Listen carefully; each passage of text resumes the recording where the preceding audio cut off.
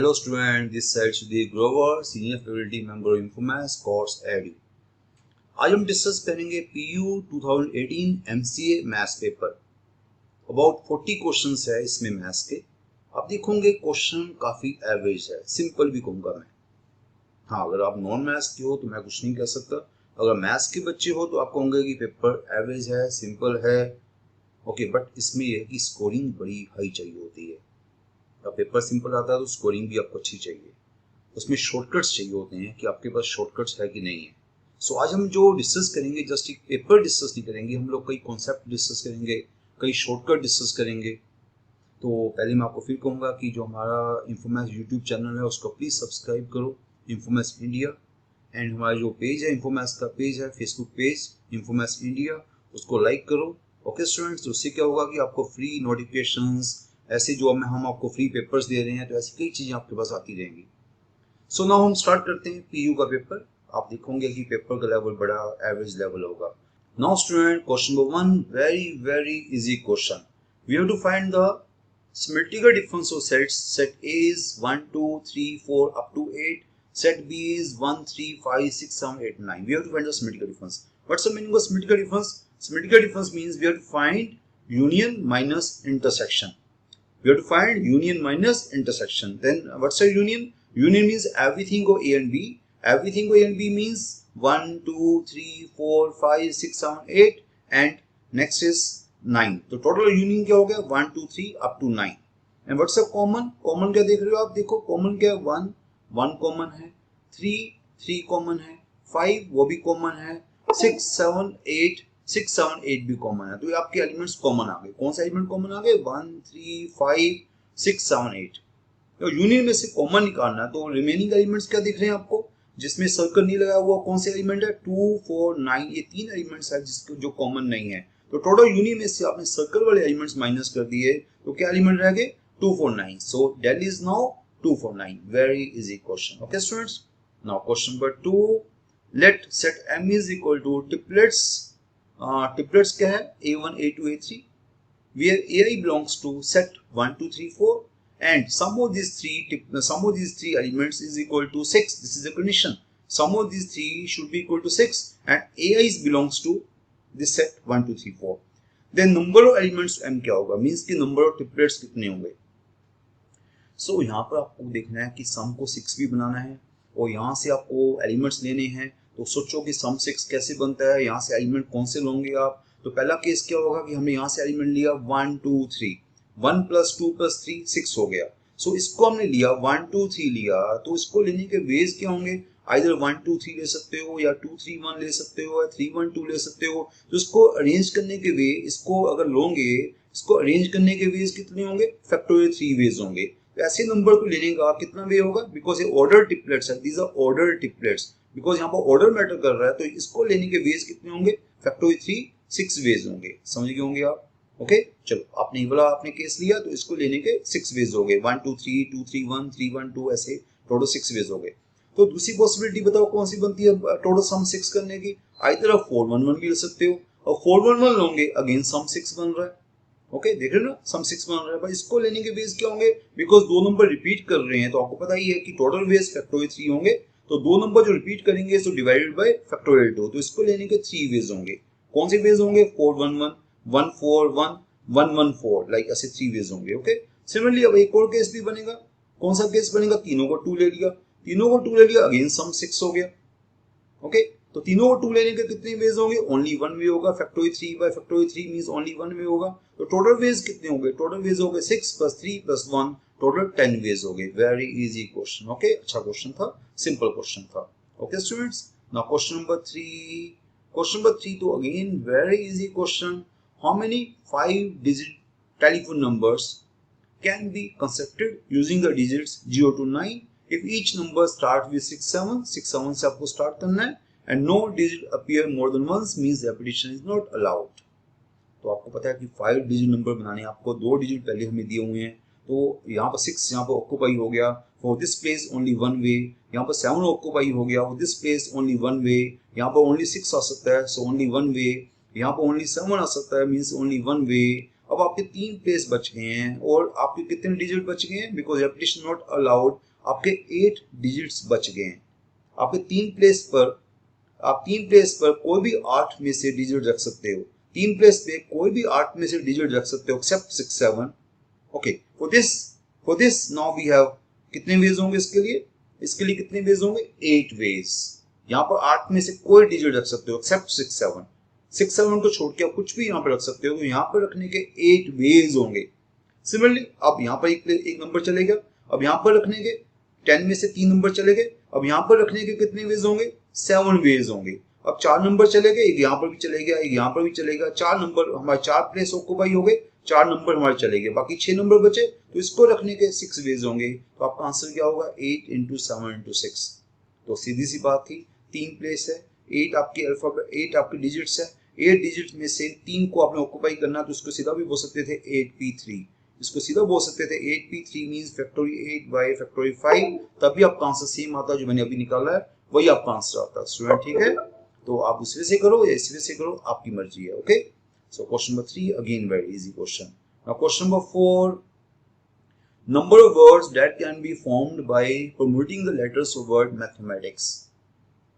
ये क्वेश्चन वही है जो रिपीट करने वाला क्वेश्चन है। यहाँ पर आप देखोगे m हमारे पास 2 बार आ गया, यहाँ पर a भी हमारे पास 2 बार आ रहा है, t भी यहाँ पर 2 बार आ रहा है। टोटल अल्फाबेट्स कितने हैं, टोटल जो प्लेसेस है वो कितने प्लेसेस है, आप देखोगे टोटल 11 प्लेसेस है।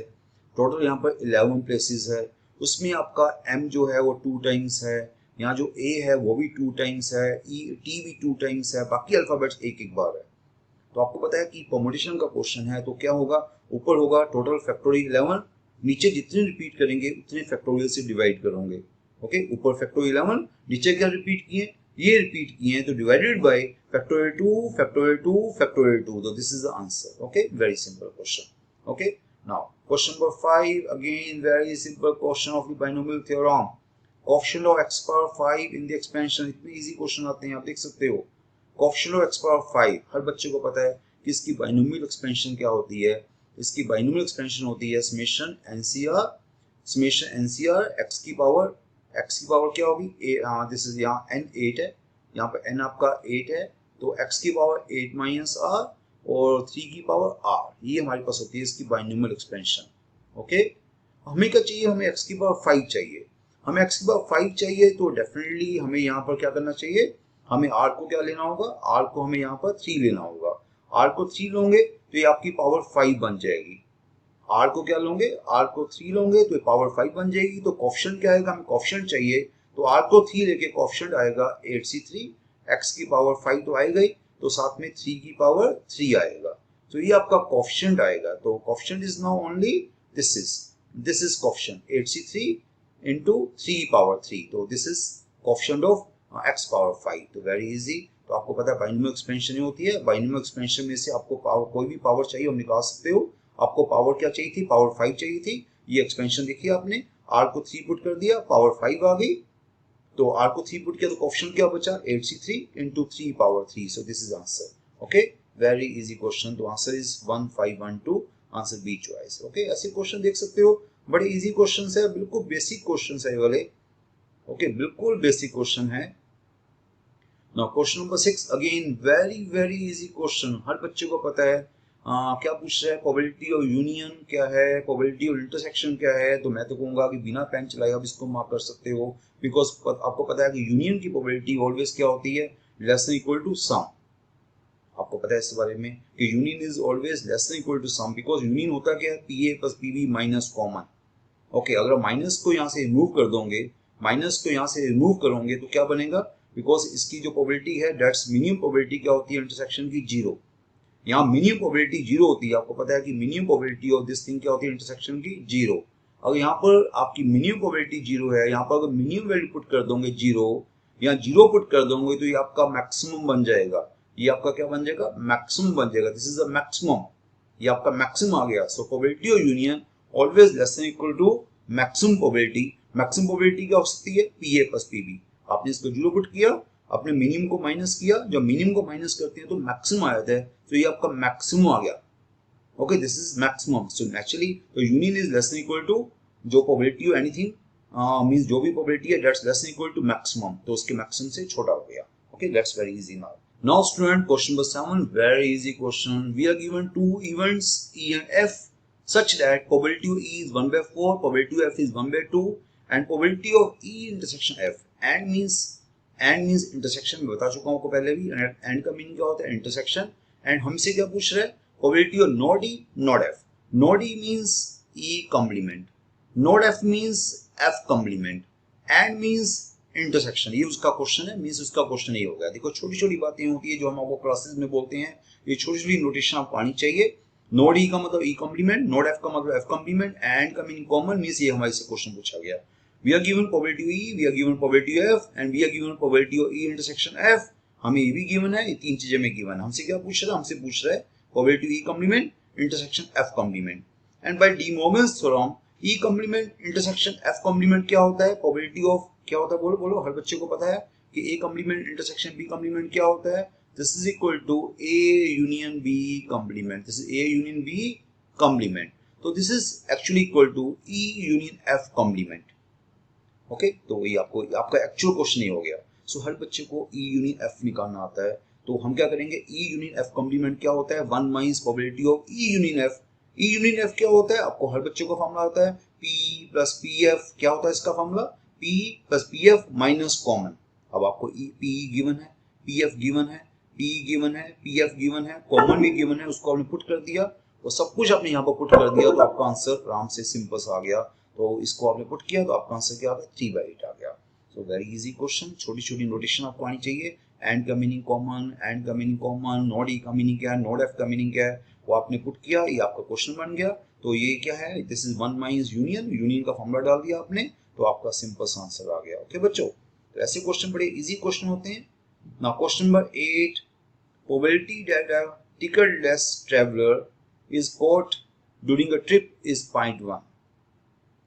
If the traveler makes 4 trips, probability that he or she will be caught during at least one of the trips. तो देखो जो probability that traveller is caught क्या है? 0.1.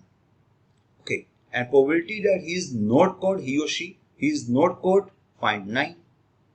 ओके, आपको पता है 1 माइनस 0.1 0.9 हो गया. Probability he is not caught during any of the 4 trips, he is not caught during any of the 4 trips means 0.9 की power 4 because events are 4 trips are independent trips. 4 trips are independent trips, so we are multiplying. हम यहाँ multiply कर रहे हैं 0.9 0.9 0.9 4 बार multiply किया because चारों events क्या independent है. तो क्या हो गया? Probability is not cot during any of the 4 trips 0.9 की पावर 4. तो हमें क्या चाहिए? Probability that he or she will be caught at least 1. तो at least 1 का क्या मीनिंग होता है? 1 minus 1 means total probability. 1 minus when he is never caught. 1 minus when he is never caught means वो क्या होगा? He is caught at least 1 time. तो आप क्या करते हो जब भी ऐसा क्वेश्चन आता है at least 1 वाला क्वेश्चन, तो आप क्या करते हो? 1 minus never कर देते हो. 1 means total probability. 1 minus never means उसका क्या हो जाएगा? at least 1 time आ जाएगा. ओके, उसको एटलीस्ट 1 टाइम हमने कोट कराना है. तो 1 माइनस ही और शी नेवर कॉट. तो 1 माइनस 0.9 की power 4, this is actual answer. तो क्या आंसर हो गया आपका? आपका आंसर होगा first choice. Very easy question. Now question number 9, the unit digit of 2 power 100. Unit digit. जब भी यूनिट डिजिट के क्वेश्चन आते हैं तो हम क्या करते हैं? हम साइक्लिसिटी देखते हैं कि साइक्लिसिटी क्या है, 2 की साइक्लिसिटी क्या है. साइक्लिसिटी 2 की क्या होगी? तो 2 की साइक्लिसिटी क्या होती है? 4 होती है. मीन्स की लास्ट में साइक्लिसिटी का मीनिंग क्या होता है? लास्ट में 1 5 6 कब आएगा? लास्ट में 1 5 6 आएगा तो उसको बोलते हैं साइक्लिसिटी. तो 2 की पावर 4 जो है, 2 की पावर 4 अगर करोगे तो उसके लास्ट में 6 का 1 5 6 का इन तीन में से एक कब आएगा? तो 2 की पावर 4 होगा तो आपको पता है लास्ट में 6 आ गया. 2 की पावर 4 में लास्ट में क्या आ गया? 6 आ गया. तो मीन्स की 2 की साइक्लिसिटी क्या होगी? 4 हो गई. तो ऐसे क्वेश्चन में जब भी यूनिट डिजिट का क्वेश्चन आता है हम पावर को 4 से डिवाइड करेंगे. पावर को 4 से साइक्लिसिटी से डिवाइड करेंगे, 4 से डिवाइड करेंगे तो पावर क्या होगी? इसको मैं क्या लिख सकता हूँ? इस नंबर को लिख सकता हूँ 2 की पावर 4. इसको 4 से डिवाइड किया पावर को तो क्या रह गया? 24 हो गया. तो ये मेरे पास आ गया. 2 की पावर 4 का लास्ट प्लेस क्या है? 6 है. 2 की पावर 4 का लास्ट प्लेस क्या है? 6 है. मीन्स की 16 है तो लास्ट प्लेस 6 हो गया. तो लास्ट प्लेस जब 6 होता है उसकी पावर जो मर्जी कर लो आप, तो लास्ट में हमेशा 6 ही रहेगा. 6 की पावर 2 36, 6 की पावर 3 6 की पावर 2 36, 6 की पावर 3 216। तो 6 की पावर जो मर्जी करोगे लास्ट में 6 ही रहेगा। तो 6 की पावर लास्ट आपको यूनिट प्लेस चाहिए, तो यूनिट प्लेस क्या होता है, यूनिट प्लेस हमेशा यूनिट प्लेस पे डिपेंड करता है। तो 6 की पावर एनीथिंग लास्ट में 6 ही रहेगा, तो आपका यूनिट प्लेस क्या होगा, 6 का 6 ही होगा। तो answer is C choice, very easy. Now question number 10, unit digit sorry the number is rational irrational, क्या बताना आपको, नंबर रैशनल है इरेशनल है। ये छोटा सा क्वेश्चन है पर अच्छा क्वेश्चन है। पहली बात है कि बच्चे को समझ नहीं आता कि ये क्या है, ये क्या है। This is a Euler's form of the complex number. हर बच्चे को पता होना चाहिए कि एक्सपोनेंशियल आयोटा थीटा क्या होता है। एक्सपोनेंशियल आयोटा थीटा क्या होता है, cos theta plus iota sine theta, ये होता है एक्चुअल। ओके, ये आपको पता होना चाहिए। ओके, सो किसी ने क्या पूछा, √2 एक्सपोनेंशियल आयोटा पाई। तो √2 तो ठीक है, एक्सपोनेंशियल आयोटा पाई क्या है, वो बन जाएगा cos pi plus iota sine pi. Okay, ये हमारे पास कॉम्प्लेक्स नंबर बन गया। cos पाई क्या होता है, cos पाई होता है -1, cos पाई -1, साइन पाई क्या होता है 0। तो एक्चुअल नंबर क्या आ गया, -√2 आ गया। This is actually -√2। तो डेफिनेटली -√2 क्या हुआ, इरेशनल नंबर। तो आंसर इज थर्ड चॉइस। तो ये क्वेश्चन थोड़ा सा कॉम्प्लेक्स नंबर का था, और कई बच्चों को यूलर्स फॉर्म नहीं आती, तो यूलर्स फॉर्म नहीं आती तो बच्चा कंफ्यूज हो जाता है कि वो क्या लिखा हुआ है। तो very simple question, this is a irrational number. Now question number 11, the number of positive divisors of 50,000। आपको हम ये क्वेश्चन करा चुके हैं क्लासेस में कि कभी भी आपके डिवाइजर्स का क्वेश्चन आए तो क्या करते हैं, पहले इस नंबर को प्राइम फैक्टराइज करो। इस नंबर को पहले प्राइम फैक्टराइज करो, उसको प्राइम फैक्टराइज करोगे तो क्या बनेगा, 2 की पावर 4 इंटू 5 की पावर 5। वेरी सिंपल, हर बच्चे को दिख रहा है। इसको ऐसा लिख सकते हो 5 इंटू 10,000। कोई बच्चा इसको लिख सकता है 5 इंटू 10,000। 10,000 मीन्स की 10 की पावर 4। ओके, तो 10 की पावर 4 को क्या लिख सकते हो, 10 की पावर 4 को लिख सकते हो 2 इंटू 5, 2 की पावर 4 इंटू 5 की पावर 4।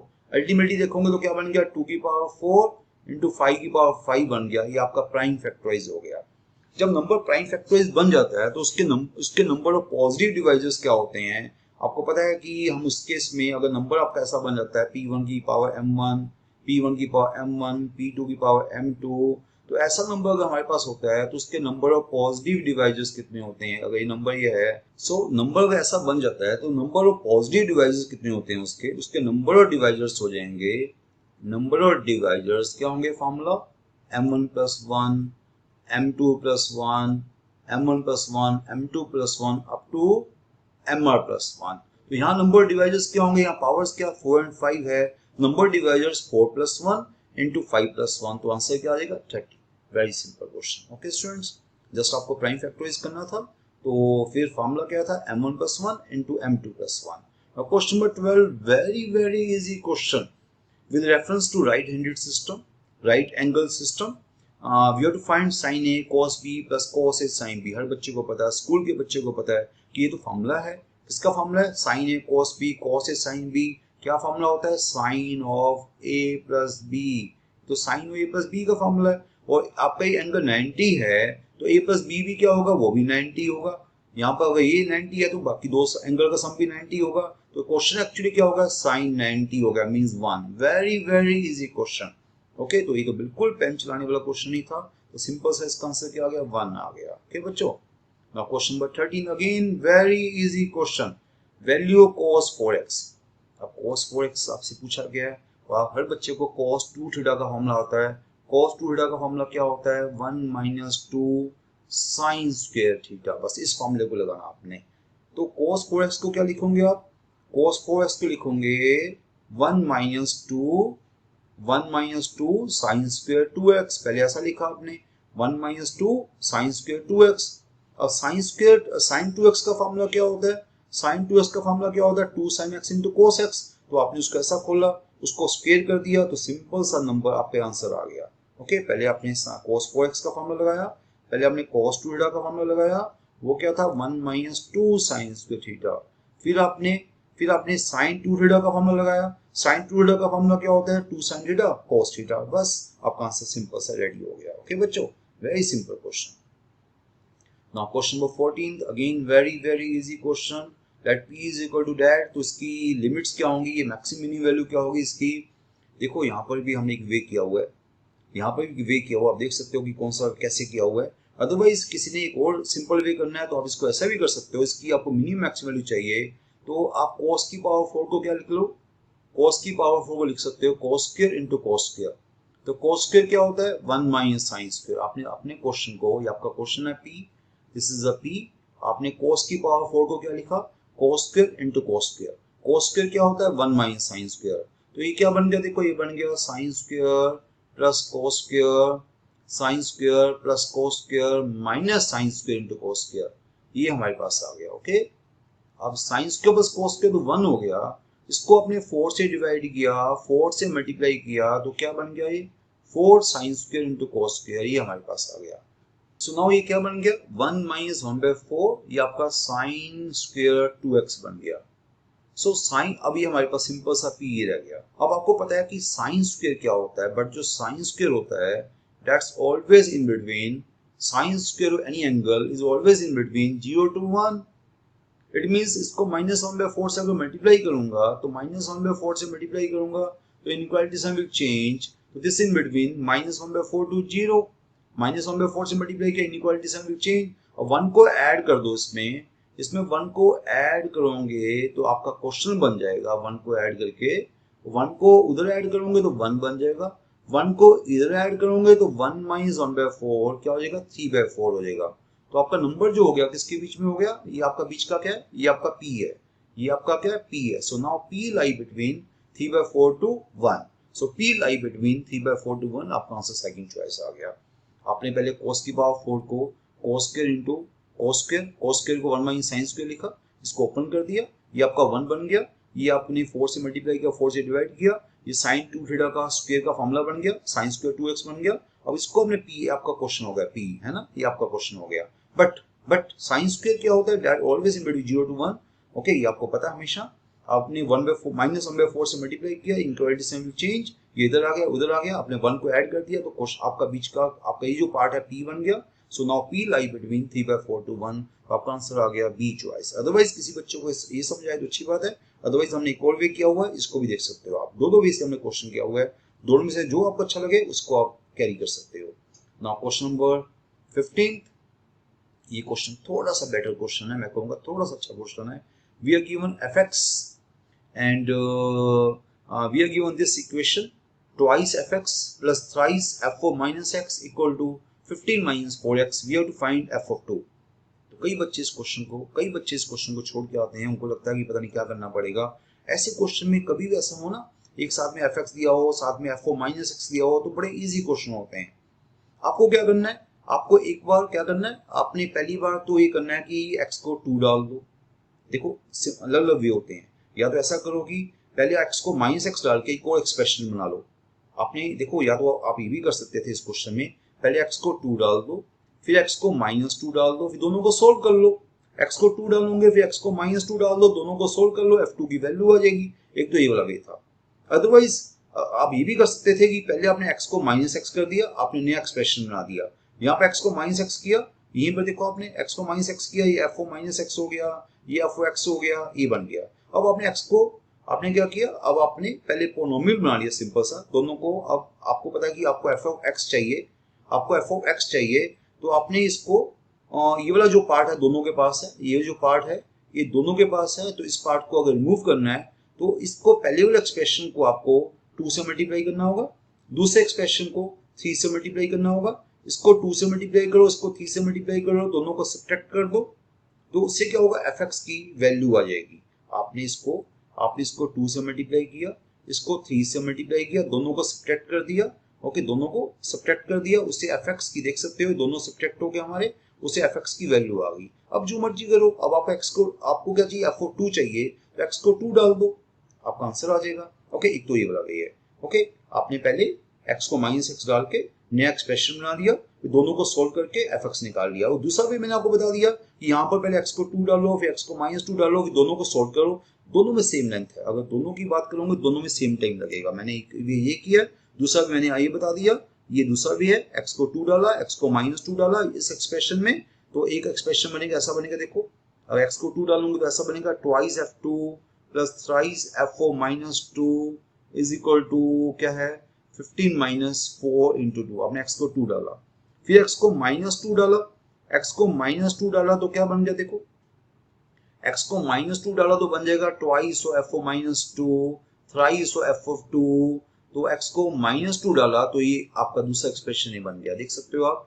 ये आपका 15 माइनस 8 7 हो गया, ये आपका 15 प्लस 8 23 हो गया। अब दोनों आपको पता आपको f2 चाहिए, देखो बिल्कुल सेम चीज होगी, आपको f2 चाहिए तो अगेन आप क्या करोगे, पहले एक्सप्रेशन को 2 से मल्टीप्लाई करो, ओके, दूसरे एक्सप्रेशन को 3 से मल्टीप्लाई करो, इसको 2 से मल्टीप्लाई करोगे, इसको 3 से मल्टीप्लाई करोगे, ये आपका दोनों, फिर दोनों का सब्ट्रैक्ट कर दो, दोनों का सब्ट्रैक्ट करोगे ये वाली टर्म कट जाएगी, आपकी f2 की वैल्यू आ जाएगी। ओके, बिल्कुल सेम चीज है, तो या तो ऐसे करो या वैसे करो, आपकी मर्जी। ओके, दोनों वे से मैंने आपको बता दिया ना। क्वेश्चन नंबर 16 तो आपको पता ही है कि बड़ा कॉमन क्वेश्चन है जो क्लासेस में करते हैं, बड़ा सिंपल क्वेश्चन है। आपको क्या चाहिए, आपको क्वाड्रेटिक बाय क्वाड्रेटिक दी हुई है, आपको इसकी लीस्ट वैल्यू चाहिए, इसको y बोल दो, इसको आपको y की मिनिमम वैल्यू चाहिए। तो ऐसे क्वेश्चन में पहला स्टेप क्या होता है, इसको y बोलो, दूसरा स्टेप क्या होता है, x की क्वाड्रेटिक बनाओ, आपने इसको y बोल दिया, ठीक है, अब इसके x की क्वाड्रेटिक बना लो, ठीक है, y को बोल के उसको नाम y दे दिया आपने, एक्सप्रेशन को नाम y दे दिया, देखो आप उसे x की क्वाड्रेटिक बन जाएगी। एक साइड में शिफ्ट करो सब कुछ, आप एक साइड में शिफ्ट कर रहे हो, देखो आपको, देखो जरा सॉल्यूशन देखो आराम से, आपने y बोला, इसको शिफ्ट कर दिया, x की क्वाड्रेटिक बन गई, हर बच्चा बना सकता है, देखो इधर गया, ये इधर गया, फिर एक तरफ सेट कर दिया, x की क्वाड्रेटिक बन गई। x क्या हमेशा, x यहाँ पर क्या होगा, हमेशा x is a real number, x अगर रियल नंबर है तो डिस्क्रिमिनेंट क्या होगा, ग्रेटर देन इक्वल टू 0। तो डिस्क्रिमिनेंट क्या होता है, हर बच्चे को पता है, अगर ये आपकी क्वाड्रेटिक होती है तो डिस्क्रिमिनेंट क्या होता है, डिस्क्रिमिनेंट होता है बी स्क्वायर माइनस 4ac, तो B square minus 4ac discriminant आ गया। Discriminant now greater than equal to 0 because x real है, तो वहां से क्या होगा, y की क्वाड्रेटिक बन जाएगी, y की क्वाड्रेटिक बन गई। बाई चांस हम लकी हैं कि y हमारा y की क्वाड्रेटिक में से y स्क्वायर कट गया, तो उससे क्या होगा, y की लीनियर इक्वेशन बच गई, वो भी अच्छी बात है।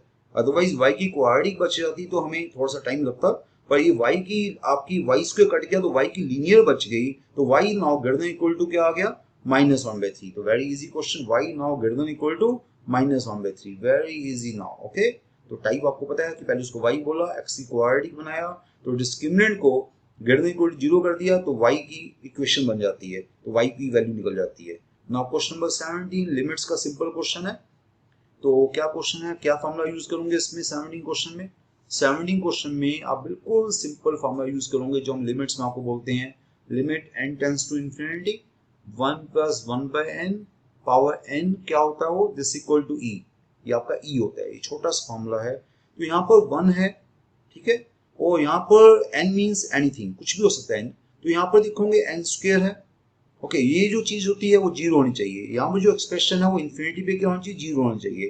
तो यहाँ पर इन्फिनिटी डालोगे तो 1/n स्क्वायर 0 हो रहा है, आपको बता चुके हम क्लासेस में, यहाँ पर 1 होना चाहिए। ये जो एक्सप्रेशन है, आप जब n को इन्फिनिटी लोगे तो 1/n क्या होता है, 0 होता है। यहाँ भी देखोगे 1/n स्क्वायर 0 हो रहा है इन्फिनिटी पे, तो दो चीजें हो चुकी हैं, यहाँ पर 1 भी है, यहाँ पर जो टर्म है वो 0 भी है इन्फिनिटी पे। अब इसका रेसिप्रोकल मुझे ऊपर चाहिए होता है, इसका रेसिप्रोकल 1/n का रेसिप्रोकल n होता है, मुझे ऊपर चाहिए होता है, तो इसका रेसिप्रोकल क्या है, -1/n स्क्वायर का रेसिप्रोकल क्या है, -n स्क्वायर।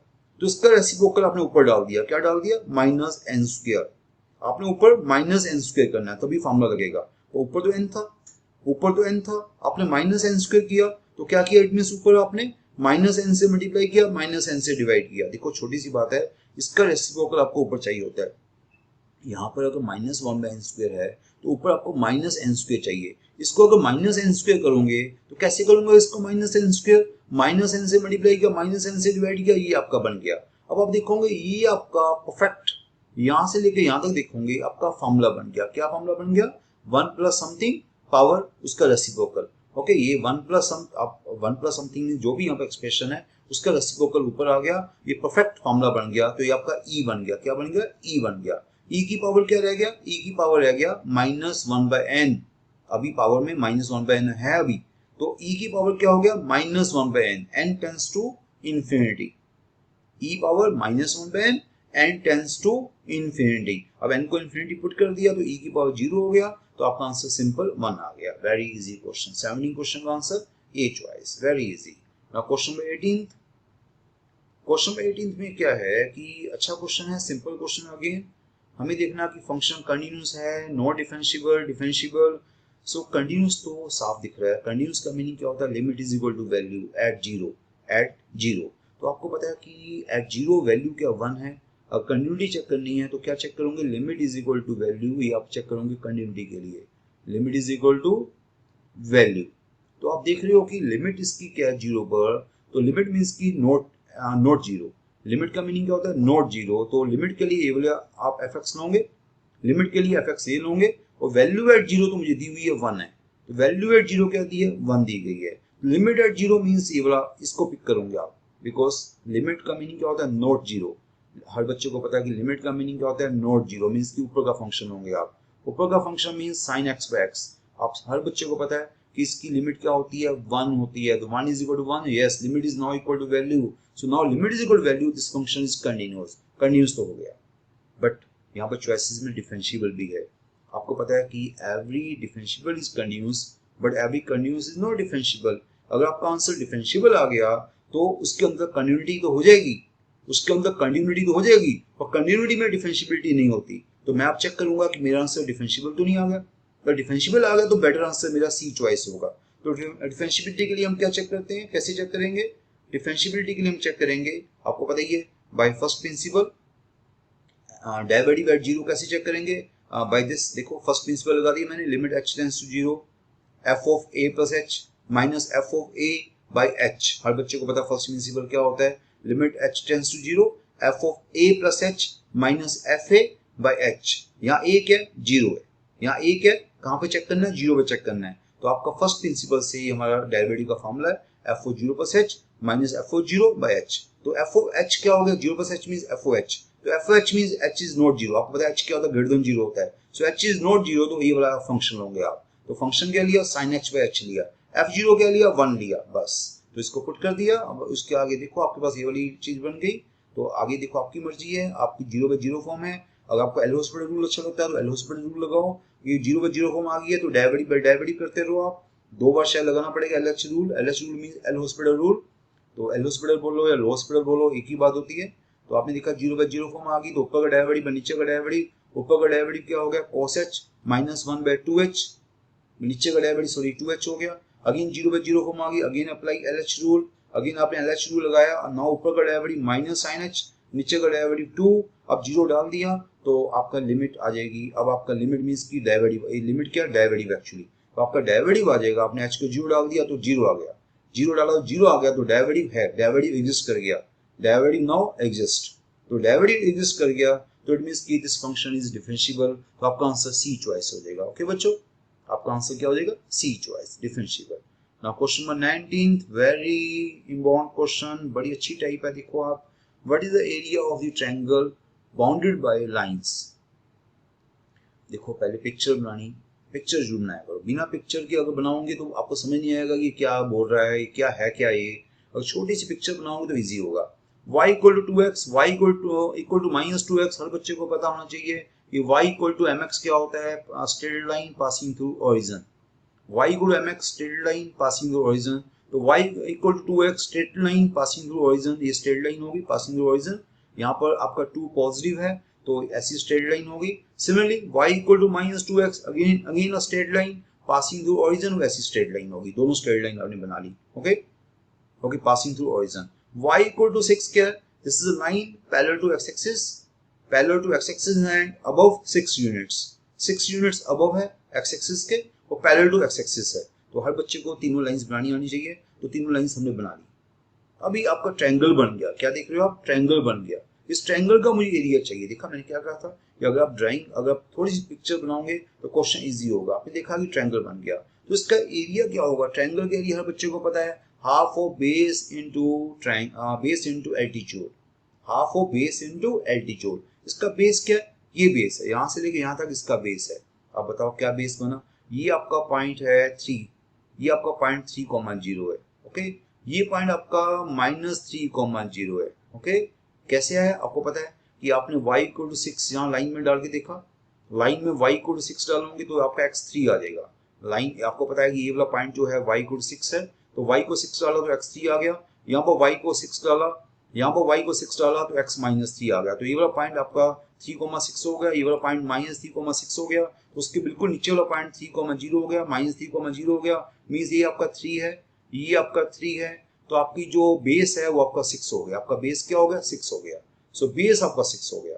नाउ ये परपेंडिकुलर कितना है आपको पता दिख रहा है, यहाँ पर ये आपका y जो है वो 6 है। जब y 6 है तो इट मींस ये परपेंडिकुलर आपका 6 हो गया ना। ये आपका y पार्ट 6 है, ऑर्डिनेट आपका 6 है, तो दिस इज अगेन 6। आपका परपेंडिकुलर भी 6 हो गया, बेस भी 6 हो गया। तो एरिया क्या हो गया? Half base into altitude. तो आपका आंसर आ गया हाफ इनटू हाफ मल्टीप्लाई 36, आपका आंसर 18 आ गया। ये क्वेश्चन इजी क्यों हुआ? अगर आपने ड्राइंग पिक्चर बनाई है तो अगर पिक्चर बनाओगे तो क्वेश्चन इजी होगा, पिक्चर नहीं बनाओगे तो क्वेश्चन शायद आप कर भी नहीं पाओगे। Now question number 20, very easy question. Value p for which 3 points are collinear. 3 points collinear कब होते हैं? When determinant of the coefficients, when determinant of the points 0, when area is 0। When area is 0 then 3 points are collinear. तो आपको इनका area 0 करना है। Area 0 means कि first point p -1 1, second point 2 1 1, third point 4 5 1। आपको पता है कि एरिया का फॉर्मूला लगाया मैंने।